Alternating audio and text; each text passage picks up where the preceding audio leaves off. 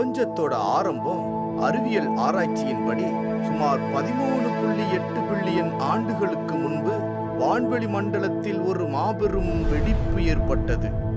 அது நம்ப முடியாத அளவுக்கு வெப்பமாகவும் அடர்த்தியாகவும் இருந்தது. அதன் பிறகு இடம், நேரம், பொருள் மற்றும் ஆற்றலாக விரிவடையத் தொடங்கியது. விரிவடைந்து கொண்டே இருந்ததால் குளிர்ச்சியடையவும் தொடங்கியது. ஆரம்ப விரிவாக்கத்தை தொடர்ந்து சுமார் 3,80,000 ஆண்டுகளுக்கு பிறகு முதன்முறையாக ஒளி சுதந்திரமாக பயணிக்க அனுமதித்தது.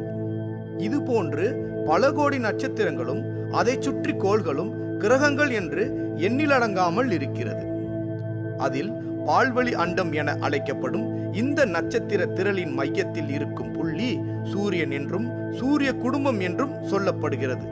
அதை சுற்றி விண்மீன் திரள்கள், நட்சத்திரங்கள், கிரகங்கள், சிறு கோள்கள், விண்கற்கள் மற்றும் ஆற்றல் உள்பட எல்லாவற்றையும் உள்ளடக்கியது.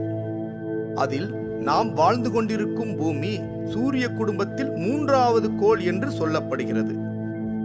பூமியின் துணைக்கோள் என்று அழைக்கப்படும் சந்திரன் என்னும் நிலவு சூரியனிலிருந்து வரும் ஒளியை ஈர்த்து பூமிக்கு பிரதிபலிக்கிறது.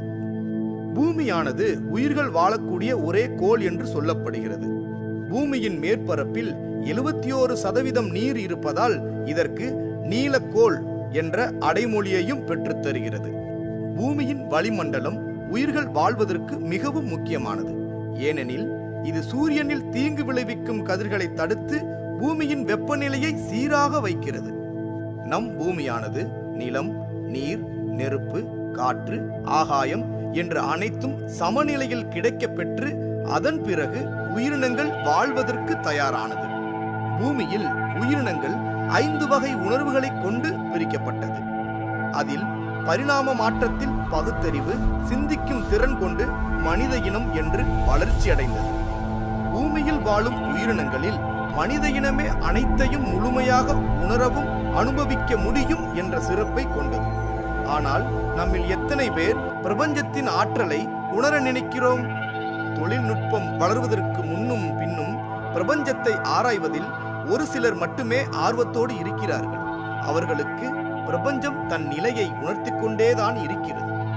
சுமார் 800 கோடி மக்களுக்கு மேல் வாழும் இந்த பூமியில் அறிவியல், கல்வி, விளையாட்டு போன்றவற்றில் வெற்றி பெற்றவர்கள் என்று பார்த்தால் ஒரு சிலர் மட்டும்தான். அவர்கள் ஏதோ ஒரு வழியில் பிரபஞ்சத்தோடு பேசிக்கொண்டேதான் இருக்கிறார்கள். ஆனால் நம் எல்லோராலும் ஏன் வெற்றி பெற முடியவில்லை?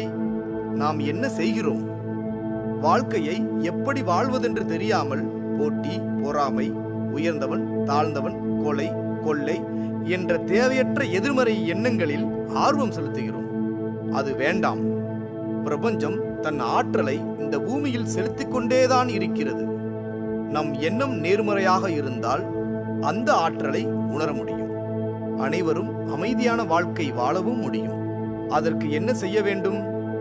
அதிகாலையில் எழுந்து ஒரு அமைதியான இடத்தில் உட்கார்ந்து உங்கள் கண்களை மூடி இந்த பிரம்மாண்டமான பிரபஞ்சத்தை உணர்ந்து உங்கள் எண்ணம், செயல் இவை இரண்டையும் ஒருநிலைப்படுத்தி உங்கள் தேவைகளை கேளுங்கள்.